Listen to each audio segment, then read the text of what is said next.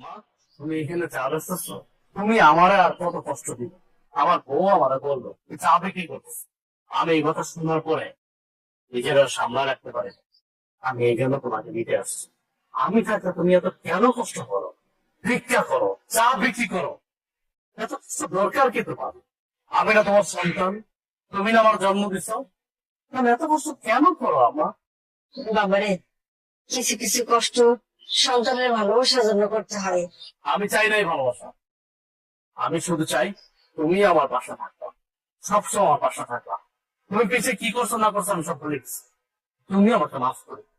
এখন তুমি আমার সাথে চলো, আমার বাসায় থাকবা, চলো। না বাবা, আমি তো তোর আগেই কইছি আমি যাব না। আমি চাই না তোর সংসারে অশান্তি হোক, তোরা ভালো থাক, এটাই আমি চাই। তুমি এটা কেমন কথা বলতেছো? আমার সংসার অশান্তি?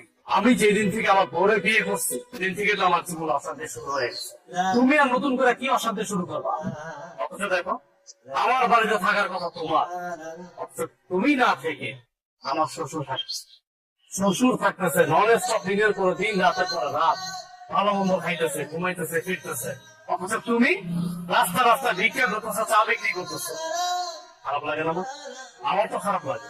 তোমার তো ন্যূনতম কমন সেন্স টুকু আছে, অথচ আমার শ্বশুরের কোনো কমন সেন্স নেই। আমার বোর কাছে আমার শ্বশুরই সব। যাই হোক মা, আমি তোমার এত কথা বলতে পারতেছি না। এখন কোনো কথা আমি শুনবো না তোমার। তোমার এই চার ব্যবসা রাইখা এখন আমার সাথে তুমি করো। চলো, এখন থেকে তুমি এই বাড়িতেই থাকো। তুমি এত কিছুর পরেও সেই তোমার মাকে বাড়িতে নিয়ে এসছো, আমাকে তোয়াক্কা করে তুমি তোমার মাকে নিয়ে এসছো। তোমাকে কি তোয়াক্কা করবো? কি তোয়াক্কা করবো তোমাকে? আমি এই সংসারটা চালাই, আমি ইনকাম করি, আমি আমি পাঁচতলায় বসে এসির বাতাস খাবো, আর আমার মা রাস্তা রাস্তা চা বিক্রি করবে, ভিক্ষা করবে, সে গাছের নিচে থাকবে। দেখো, এই সংসারটা আমার, এই সংসারটা আমি মেনটেন করি, তাই আমি যা বলবো তাই হবে। আমি তোমার মাকে নিয়ে থাকবো না এই বাড়িতে। কে কার সাথে থাকবে বা না থাকবে এটা একান্ত ডিসাইড করবো আমি। তুমি ডিসাইড করার কে? কে তুমি? কে তুমি বলো? আমি কি মানে? আমি তোমার বউ।